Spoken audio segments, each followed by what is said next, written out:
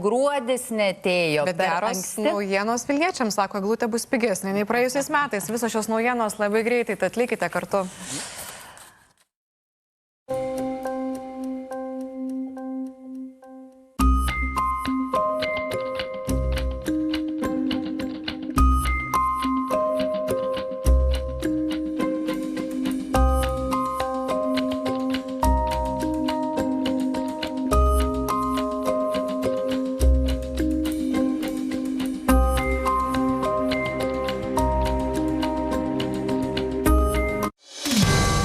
Antradienis laikrodžiai rodo 6:30 ir tai yra LNK žinių metas. Ačiū, kad renkatės mūsų kanalą. Aš Lina Kairytė. Ir aš Adomas Grinius su sportu. Dabar trumpai, ką matysite.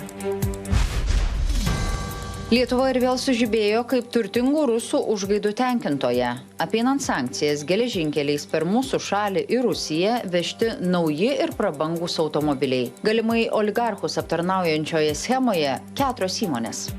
Per nepilnus 2 metus mes nustatėm įvairiausių schemų, machinacijų, maršrutų. Krenta maisto kainos. Apsilankimas parduotuvėje bene 10% pigesnis, o labiausiai atpigo pieno produktai, bet ar pirkėjai tai jaučia? Minimaliai gal, nežinau. Taip, o dėl vištienos tikrai jaučiasi. Ar valdančiai koalicijai pavyks ištempti iki rinkimų? Laisviečiais jau nebepatenkinti ir liberalai, o konservatorių lyderiui aiškinant, kad Armonaitės partija žaidžia populistinį futbolą, Seime iš tikro dužo lėkštės. Lietuvos keliamus klausimus. Baikit daužyti lėkštes. Dėl nekilnojamo turto mokesčio besidraskančiai koalicijai Nausėdos žinutė. Prezidentas mokestį vadina antisocialiniu.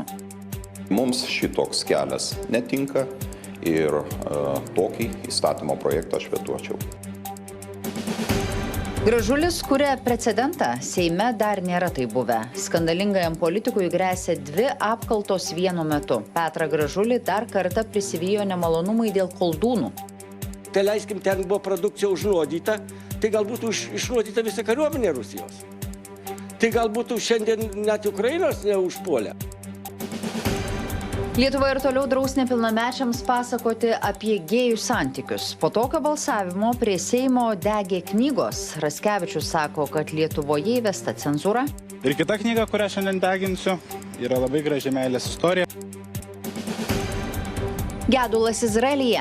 Po kruvinojo šeštadienio, kai Hamas teroristai žudė 1,5 gyventojų, praėjo lygiai mėnuo. Žydai meldžia, kad bent 200 įkaitų grįžtų gyvi. Aš tikiu izraeliečiais. Mes įveiksime visą šį siaubą. Izraelio žmonės gyvi. Kalėdų dvasia jau čia. Vienas Lietuvos miestas įnirtingai puošiasi. Jau turi eglę, stato ir kalėdinį miestelį. Vaikam kiek bus džiaugsmo neatsiginsite. Per ilgos šventės tai jos nuvertėja.